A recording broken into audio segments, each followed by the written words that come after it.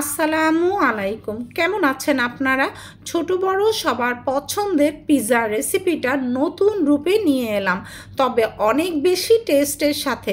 বাচ্চার টিফিন বক্সে আমরা যদি পিৎজা তৈরি করে দেই, দেখা যায় পিৎজার সেটিংটা এলোমেলো হয়ে যায়। ব্যাগের মধ্যে এই টিফিন বক্স ক্যারি করা হয়, কিংবা ব্যাগের মধ্যে এরকম টিফিন বক্স বা বিভিন্ন বক্স ক্যারি করে আমরা যদি কোথাও গেট টুগেদারে যাই কিংবা কোথাও খাওয়ার জন্য নিয়ে যাই, সেক্ষেত্রেও কিন্তু এলোমেলো হয়ে যায়। সবসময় তো আর হাতে করে ক্যারি করা সম্ভব না। এইভাবে স্টাফড পিৎজা তৈরি করলে এলোমেলো তো হবেই না, আর টেস্ট কিন্তু অসাধারণ। তো চলুন মূল রেসিপিতে যাই। সবার প্রথমে ময়দা নিয়েছি 4 কাপ, লবণ দিয়ে দিচ্ছি 2 চা চামচ, চিনি দিয়ে দিচ্ছি 4 টেবিল চামচ, আর মিল্ক পাউডার দিয়ে দিচ্ছি 4 চা চামচ। এখন সমস্ত উপকরণ আমি আগে মিক্স করে নিচ্ছি। ইস্টের ব্যবহারটা খুবই গুরুত্বপূর্ণ। প্রতি কাপ ময়দার জন্য হাফ চা চামচ করে মোট 2 চা চামচ ইস্ট আমি দিয়ে দিলাম। ইস্ট বেশি হলে গন্ধ হয়ে যাবে, খেতে ভালো লাগবে না। একদম আলতো হাতে ইস্টটা প্রথমে মিক্স করে নিতে হবে। এখন উষ্ণ গরম পানি দিব, তার আগে তেল নিয়ে নিয়েছি 2 টেবিল চামচ। এটা আমি পরে ব্যবহার করব মথার সময়, এতে মথতেও অনেক সুবিধা হয়। উষ্ণ গরম পানি বলতে একেবারে হালকা গরম পানি, জাস্ট বডির টেম্পারেচারের চাইতে সামান্য গরম। এখানে প্রায় 1.5 কাপের মতো পানি লেগেছে, 1.5 কাপ। তো আপনাদের সামান্য কম বা বেশি লাগতে পারে, কিন্তু এই 1.5 কাপের কাছাকাছিই লাগবে। ভালো করে মিক্স করে নিচ্ছি, মথে নিচ্ছি। সেই ফাঁকে বলি, সবাই ইউটিউবে চ্যানেলটাকে সাবস্ক্রাইব করে পাশে থাকবেন, পাশের বেল আইকনটা প্রেস করবেন, যাতে করে নো ফেল ক্লিয়ার ডিটেলস করা রেসিপির ভিডিওর নোটিফিকেশান আপনাদের কাছে পৌঁছে যায়। আর যারা ফেসবুকে ওয়াচ করছেন তারা ফলো দিবেন, ফলো দিলেই পৌঁছে যাবে ভিডিওর নোটিফিকেশান আপনাদের কাছে। ডিসক্রিপশন বক্সে সমস্ত উপকরণ কতটুকু কি ব্যবহার করেছি দিয়ে দিয়েছি।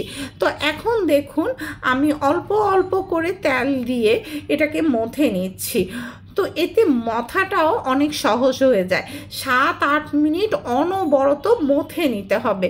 পারফেক্টলি যদি মথা না হয়, তাহলে আপনি পারফেক্ট খামির তৈরি করতে পারবেন না। আর দেখুন, সব শেষে উপরে নিচে সব সাইডে আমি একটু হালকা তেলের প্রলেপ দিয়ে দিলাম, তাহলে খামিরটা ড্রাই হয়ে যাবে না। কভার করে রেখে দিলাম কোনো একটা গরম জায়গায়, মানে চুলার পাশে। এই ফাঁকে আমরা কিমা তৈরি করে নিচ্ছি। চিকেন কিমা নিয়ে নিয়েছি 500 গ্রামের মতো। তো এখন হাঁড়িতে দিয়ে দিচ্ছি সল্টেড বাটার, দিয়ে দিচ্ছি 2 টেবিল চামচ। বাটার দিলে অনেক ভালো ফ্লেভার এবং টেস্ট আসবে। পেঁয়াজ কুচি দিয়ে দিচ্ছি 2 কাপ, গার্লিক পাউডার দিয়ে দিচ্ছি 2 চা চামচ, জিঞ্জার পাউডার 1 চা চামচ, সয়া সস 1 টেবিল চামচ, গোলমরিচ গুঁড়া 1 চা চামচ, পাপরিকা পাউডার 1 টেবিল চামচ। বাটার এবং সয়া সসে লবণ আছে, এজন্য 5 মিলির মেজারমেন্ট স্পুনের 1 চা চামচের 4/3 চা চামচ লবণ আমি দিলাম। চিলি সস দিয়ে দিয়েছি 1 টেবিল চামচ।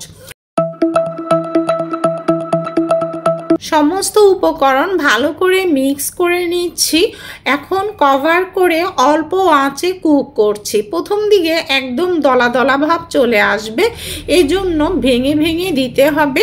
যেই উপকরণগুলো আমি ব্যবহার করেছি, যেমন গার্লিক পাউডার, জিঞ্জার পাউডার, কাঁচা আদা রসুন পেস্ট ব্যবহার করলে যে একটা গন্ধ আসে ভাজি না করে দিলে, এখানে কিন্তু সেটা আসবে না, বরঞ্চ অনেক সুন্দর ফ্লেভার আসবে।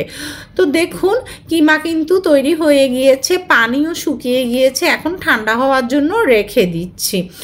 এদিকে দেখুন, ইস্ট অ্যাক্টিভ হয়ে গিয়েছে। আমি ইনস্ট্যান্ট অ্যাক্টিভ ইস্ট ইউজ করেছি, খুব তাড়াতাড়ি অ্যাক্টিভ হয়ে যায়। আপনাদেরকে ভালো কোয়ালিটির ইস্ট ব্যবহার করতে হবে। দেখুন, বাতাস বের করে নিলাম, আর কতটা পারফেক্ট হয়েছে এই পিৎজা ডো আপনারা দেখেই বুঝতে পারছেন। পারফেক্ট পিৎজা ডো তৈরি না হলে কখনো সফট টেস্টি ব্রেড তৈরি হবে না।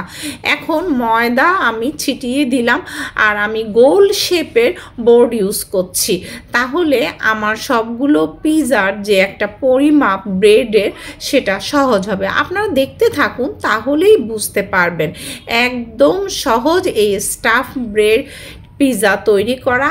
আর এই পিৎজাটাতে যে স্টাফিং করা এটাও একদম সহজ, পুর বেরিয়ে যাওয়া, কোথাও মোটা কোথাও পাতলা, যেভাবে আমরা বনের মধ্যে দিয়ে মানে স্টাফড বানের মধ্যে দিয়ে যে পিৎজা তৈরি করি তার চাইতে অনেক সহজ। দেখুন বেশি মোটা রাখিনি, তাহলে অনেক বেশি ব্রেডি হয়ে যাবে। আমি এখানে মেজারমেন্ট স্কেল ইউজ করছি, তো আমি বুঝিয়ে দিচ্ছি আপনাদেরকে, তাহলেই বুঝতে পারবেন। এই পিৎজার যে ব্রেডটা এটা 12 ইঞ্চি, তো 12 ইঞ্চির মধ্যে মাঝখানে 6 ইঞ্চি রেখে উপরে নিচে এবং দুই পাশে আমি 3 ইঞ্চি করে কেটে নিচ্ছি। তো প্রথমে আগে সমান সমান উপরে নিচে এবং পাশে দুই সাইডে আমি দাগ দিয়ে নিচ্ছি। 3 ইঞ্চি 3 ইঞ্চি করে সব দিকে দাগ দিয়ে নিলে এটা সুবিধা। তো এরপর এখানে যে গর্ত হয়ে গিয়েছে সেটাতেও কিন্তু কোনো সমস্যা নেই, হাত দিয়েই পরে আপনি এটা সেট করে দিতে পারবেন। তো এখন দাগের প্রয়োজনে আমি এই স্কেল দিয়ে একটু দাগ দিয়ে নিলাম। এরপর আমি একটা রাউন্ড করে দাগ টানছি। আমি কিন্তু রুটিটা পুরো ছিঁড়ে ফেলছি না, হালকা একটা চিরা দাগের মতো করে দিচ্ছি। তো যেই স্কেলটা ইউজ করছি তা দিয়েই দিচ্ছি। এখন আমি এভাবে ওই দাগ বরাবর কেচি দিয়ে জাস্ট কেটে কেটে যাচ্ছি। এটা আসলে টোটালি দেখার বিষয়। আমার চ্যানেলে ফ্রোজেন পিৎজা সহ অনেক রকমের পিৎজার রেসিপি আছে। আমি ডেলিশিয়াস কিছু পিৎজার রেসিপির লিঙ্ক, ফ্রোজেন পিৎজার রেসিপির লিঙ্ক ডেসক্রিপশন বক্সে দিয়ে দিয়েছি। দেখুন কাটা শেষ। এখন যে জায়গাগুলোতে ছিঁড়ে গিয়েছিল সেগুলো হাত দিয়ে টিপে টিপে আমি সেট করে দিয়েছি। আর বেকিং শিটটা আমি বিছিয়ে নিয়েছিলাম, সেটা দেখাতে ভুলে গিয়েছিলাম। অবশ্যই কিমা এবং সব কিছু দেওয়ার আগে বেকিং শিট বিছিয়ে নেবেন, তাহলে এটা সুন্দরভাবে ট্রেতে সেট করতে পারবেন। আমি পিৎজা সস দিয়ে দিলাম। তো পিৎজা সস তৈরির লিঙ্কও আমি ডেসক্রিপশন বক্সে দিয়ে দিয়েছি, অথবা রেডিমেড পিৎজা সসও ইউজ করতে পারেন। দেখুন আমি এখন সেই তৈরি করা কিমাটা বিছিয়ে দিচ্ছি। কোন পর্যন্ত দিতে হবে সেটা তো দেখলেনই। আর কিছু ক্যাপসিকাম কুচি দিলাম, আপনারা আপনাদের পছন্দ মতো যে কোনো ভেজিটেবল দিতে পারেন। তো দেখুন আমি এখন মোজারেলা চিজ দিয়েছি, কিন্তু চিজটা কিভাবে দিতে হবে, কিমার থেকে চিজের এখানে একটু জায়গা খালি রাখতে হবে। তো মিক্সড হার্বস অবশ্যই দিবেন, সামান্য একটু মিক্সড হার্বস, অরিগানো এটা দিয়ে দিলাম। আর বাইরের পিৎজার মতো টেস্ট পেতে চাইলে মিক্সড হার্বস দিতেই হবে। সবশেষে চিলি ফ্লেক্স স্বাদ অনুযায়ী দিবেন। প্রথমে 2টা করে আমি এভাবে টেনে নিলাম, লক্ষ্য করেছেন, এটা আসলে লক্ষ্য করার বিষয়। তারপর দেখুন আমি ক্রস করে নিচ্ছি, 2 দিকে করে ক্রস করে নিচ্ছি। একইভাবে উপর দিক থেকেও ব্যালেন্স করে আপনাকে করতে হবে। এই যে দেখুন আমি ক্রস করে নিচ্ছি। এবারে একবার এদিক থেকে করছি, একবার এদিক থেকে করছি, মানে একবার উপর দিক থেকে করছি, একবার নিচের দিক থেকে করছি। একই করে ভাবে আমাকে জাস্ট এই ক্রসিংটা মেনটেন করতে হবে। একবার দেখলেই আপনারা শিখে যাবেন। এটা একদম সহজ, দেখতে যেমন সুন্দর, খেতেও কিন্তু অসাধারণ। আর বাচ্চার টিফিনে তো খুবই সহজে দিতে পারবেন, আর পিৎজা এলোমেলো হওয়ার চান্স নেই। চারদিকটা আমি একটু হাত দিয়ে সেট করে দিয়েছি। অবশ্যই 15 মিনিটের মতো এভাবে রেস্টে রেখে দিবেন, তাহলে দেখবেন খামিরটা আরও সুন্দরভাবে সেট হয়ে গিয়েছে, ফুলে গিয়েছে। এখন আমি ডিমের কুসুম ভালো করে ফেটিয়ে নিচ্ছি। এই ডিমের কুসুমের প্রলেপটা উপর দিয়ে দিলে সুন্দর কালার আসবে। আপনারা চাইলে ডিমের কুসুমের সাথে 1 টেবিল চামচ দুধও মিক্স করতে পারেন, তবে আমি কিছুই দিইনি, শুধু একটা ডিমের কুসুম লেগেছে। উপর দিয়ে সাদা তিল ছড়িয়ে দিলাম। আমি ইলেকট্রিক ওভেন ইউজ করছি, 200 ডিগ্রি সেলসিয়াসে আগেই আমি 20 মিনিট প্রিহিট করে নিয়েছি। এখন প্রিহিটেড ওভেনে আপ ডাউন হিট অন করে 200 ডিগ্রি সেলসিয়াসে প্রায় 20 মিনিটের মতো আমি বেক করেছি এবং মাঝের তাকে করেছি। তো আপনারা দেখবেন এটা কি সময় সামান্য বেশিও লাগতে পারে, সেক্ষেত্রে আরও 5 মিনিট বেক করে নেবেন। তো দেখুন আমার পিৎজা কিন্তু তৈরি হয়ে গিয়েছে, একদম সফট এই ব্রেড, এবং এই ব্রেডটাও কিন্তু খেতে অনেক বেশি টেস্টি। আমি আপনাদেরকে কেটে কেটেও দেখাবো। এই যে দেখুন কতটা সফট ব্রেড, দেখলেই বুঝতে পাচ্ছেন। তো কেটে দেখাচ্ছি কতটা চিজি, কতটা টেস্টি, আপনারা দেখেও কিন্তু বুঝতে পারবেন। বাচ্চারা তো অনেক বেশি পছন্দ করবে। তৈরি করে বাচ্চার টিফিনের জন্য নর্মাল ফ্রিজে রেখে দিতে পারেন 5-6 দিন।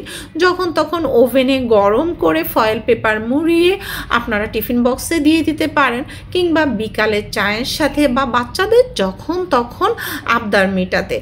এখন কিন্তু আর টিফিন বক্সে এলোমেলো হওয়ার কোনো চান্স নেই। আমি ছিঁড়ে ছিঁড়ে দেখাচ্ছি, তাহলেই বুঝতে পারবেন এটা কতটা ইয়ামি। তো দেখে কিন্তু আর থাকা যায় না, দেখাতে দেখাতেই আমি খাচ্ছি আর খেতে খেতেই বিদায় নিচ্ছি। আমার বাচ্চারা তো অনেক বেশি পছন্দ করে এই পিৎজাটা, আর আমি টিফিনে প্রায় দিয়ে থাকি। ভালো থাকবেন সবাই, ফিডব্যাকটা অবশ্যই আমাকে জানাবেন। আল্লাহ হাফিজ।